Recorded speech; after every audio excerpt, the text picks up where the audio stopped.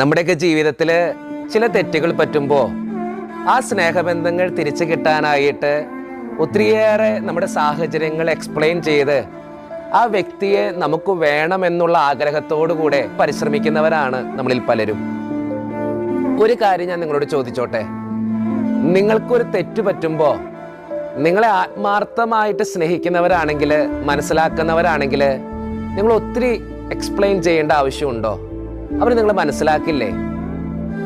വേറൊരു കാര്യം നമുക്ക് ചിന്തിക്കാനുള്ളത്, നമ്മൾ ഒട്ടും സ്നേഹിക്കാത്തവരാണെങ്കിൽ നിങ്ങൾ ഒത്തിരിയേറെ എക്സ്പ്ലെയിൻ ചെയ്തിട്ടും നിങ്ങൾ അവരെ ഒത്തിരിയേറെ സാഹചര്യങ്ങൾ മനസ്സിലാക്കി കൊടുക്കാൻ പരിശ്രമിച്ചിട്ടും കാര്യമുണ്ടോ? ഒന്ന് ചിന്തിച്ചു നോക്കിയേ. പക്ഷെ മനസ്സിൽ കരുതാൻ ഒരു കാര്യം ഞാൻ പറയാം. എന്താണെന്നറിയോ?